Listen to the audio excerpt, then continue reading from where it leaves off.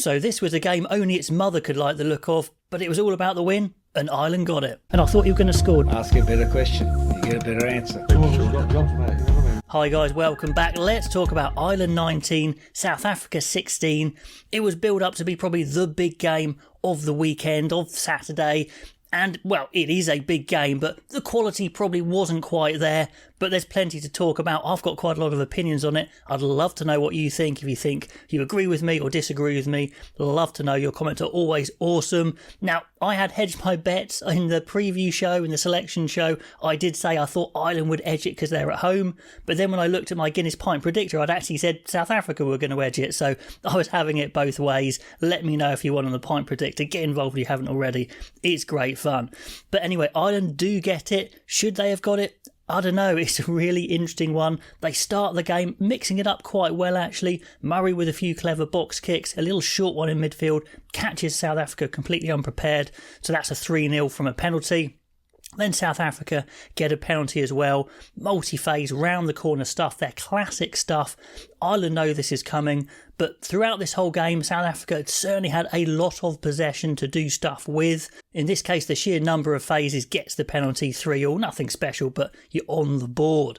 So anyway, early signs, Ireland are maybe more willing to run the ball from deep, zipping it around, but it does get them in a bit of trouble in this first half. And also, I didn't really like the start from Hendrickse at 9 for South Africa. He looked a bit lethargic, a terrible grubber kicking the ball away, got his kick charge down. Didn't like it at all. There's some not very good performances from both sides. Actually, I'll say this now. I was reading the Rugby Pass player review where they rate the players for the games, and Ireland were getting 8s for most of their players, and I guarantee you the coaches would not have liked this game. You ask the players, the coaches, they would say we didn't perform that well in this game for both sides. So just because you win doesn't mean you perform well. So I don't quite know why that is the case. Definitely not 8s all on the board for everyone for sure. Hendrickse there didn't like what he was doing. Someone who did have a good start, to be fair, was Stuart McCloskey, getting his chance at 12. Goodness me, he was looking powerful, big carries, big defence. But poor guy goes off, I think, after about 25 minutes. Just can't catch a break.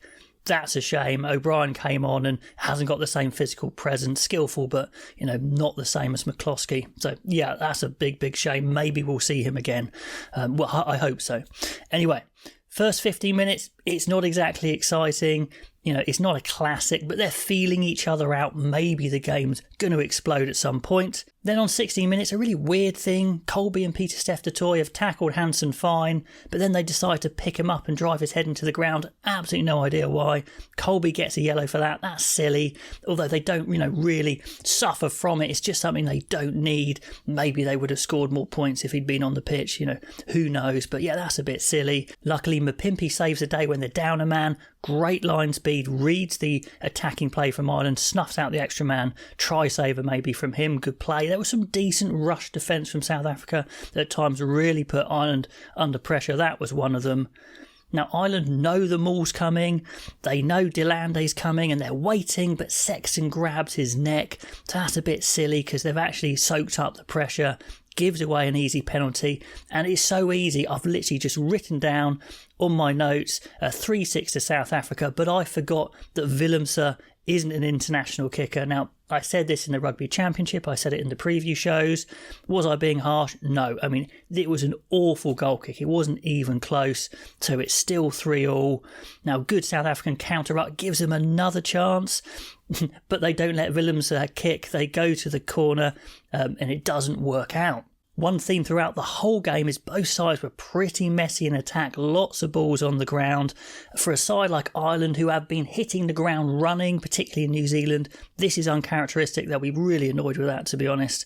The South African line speed, like I said, is probably the highlight of the first half. They're really flying up hard, definitely getting in Ireland's face, making them go backwards a little bit, making them drop the ball. So definitely credit to that line speed. Then more evidence that Willemse's kicking is just shocking, to be honest. It's a charge down. This time Sheehan shows great pace to beat Creel to the ball, but just knocks it on. That was a big moment there. I mean, kicking wise, what does South Africa do? We know there's a few injuries. Pollard's out, of course. They couldn't play Stain. They do have Liebok in the team as well. Do they bring him in? Something's got to happen, because for a side that has, been synonymous with amazing goal kicking and punting throughout the years, the likes of Mornay just coming up and knocking over the winner for sure. It's not good enough. South Africa fans, let me know what you do. Then, 33 minutes in, the first decent attacking possession for Ireland, but it's still super messy. They do get their phases together. South Africa defence is vicious, but then a silly no-arms tackle from Malherbe does give Ireland a chance of points, so 6-3 they go ahead. That was a shame because the South African defence was looking pretty good there. Then the first bit of subtlety from South Africa, it's a real nice change up. Instead of Deolande crashing it up, goes for a grubber, Creel collects, get a penalty. Obviously they're not hitting Willemse anywhere near the post, so they go for the line out, but it's a poor drill this time and they muck it up. Just before half-time, Peter Marnie's decided, well, nothing's going on in this game, we might as well do something interesting, tries to get a scuffle going, but we can't even get that going, so the whole game's a little uninspiring there. Then just before the end of the half, South Africa get another penalty. Khaleesi realises the way to stop Willemse missing is just not let him kick a goal, so he lets Colby kick a goal, even though it's dead in front of the post, doesn't let Willemse even get his confidence up. It's pretty harsh, but 6-all, the best thing about that half is it's over. 6-all, can we start again? Now the first thing I make a note of in the second half is they're not even letting Willemse do the up and unders now. They wheel Colby up from fullback to do an up and under, then he trots back to fullback. It's really, really strange. But at least 4 minutes in, we get our first bit of Green Machine full flow attack. Gibson Park has been on for a little bit instead of Murray, who looks a bit injured, and the zip is definitely there. The clever passing decisions are definitely there. I'm sure he would have started if he'd played more rugby, but it's looking a bit better. Ireland turned down, I think, a certain 3 points. Big call, and it pays off. South Africa look like maybe they've got the drive into the touchline to drive the Irish maul out, and Van der Fleer somehow managed to dot the ball down just before they go into touch. Wow, huge moment, 11-6, and the lightning start for Ireland continues with another try. Ball squirting out of the South African ruck really messily, and it's the man Gibson Park. Nice little dummy and break. The South African defence is going to flood, and he spots it, and he moves the ball wide. Good hands, walk in for Hansen. Really nice try, 16-6, but both conversions were missed from Sexton, which was a bit of a shame, but they're pulled ahead. Now, South Africa try and play the same trick by bringing on a better scrum half maybe from the bench in Faf de Klerk, and South Africa do come back into it. Bomb squad's on as well. Big first scrum penalty, so that has an impact, so that's good. But Ireland, they're hanging tough, holding up the maul. Peter Omani letting South Africa know all about it. I think he's all about making friends playing rugby, Peter Omani. Good fun to watch anyway. The game's an arm wrestle, and Ireland have that lead. Now, South Africa had plenty of good territory and possession in this game, loads and loads. But their attacking shape has been fairly easy to read. Ireland defending manfully, but they've got players to do so much more. So that's the thing I said in the Rugby Championship. I just want South Africa to do a bit more because they have the possession, they have the territory, and the players are good enough. But the pressure is building. South Africa have brought on Quagga Smith as well, who creates a good impact. Nice tap penalty, gets them close. Dear God, Khaleesi says, OK, Willemse, you can have a kick again on 65 minutes. Immediately regrets it. An awful missed touch from a penalty. You could argue the kicking cost South Africa the game. Who knows? But definitely that was a bad missed touch. Really, really bad. But anyway, possession finally tells. Just too much possession. Lovely line from Mostert in the end. Stretches out to finish as well. Really good try, to be fair. Leroux, silky passing. He's come on as well. That's made a huge difference. I definitely expect quite a few changes to the South African team next week. But anyway, that's 16-11. Colby takes the conversion, but he misses as well. It's going to be an absolute shocking kicking day.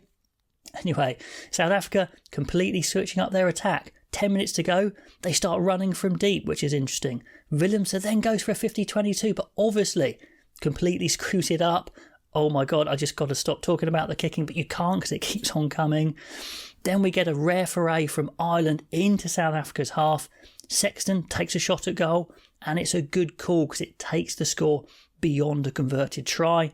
That was important. Then Willemse decides he needs to do something decent, takes a good catch off a restart, and it's a bit of genius from Etzebeth. And I always say this, Etzebeth, the second rows for South Africa, are some of their best creative offloaders. Lovely little pop over the top to Arenza. Gets the try, 19-16, but it's just too late. Ireland do well to run down the clock, and get the win. So I think both sides will be disappointed in their performance. They'll want to be a lot better next week. But it was all about getting the win. Ireland will take the win and run away and move on. But goodness me, they didn't get their green machine attack going that we know them so well for. South Africa, similar story to the Rugby Championship. Loads and loads of possession and territory, but they're not converting. I think they need to have a rethink and decide to do a bit more. You can see what happens when they do offload a little bit, create some subtlety. It's all there. I think they can push themselves a little bit more. So let me know what you think of that game, guys. All the comments below. If you haven't got involved in the FanZoo Guinness Pint Predictor game, do get involved, get in the league, win some Guinness for yourself and your friends. Do drink responsibly, of course, over 18s. Have a good time with that. All those comments on this game, and I'll catch you next time.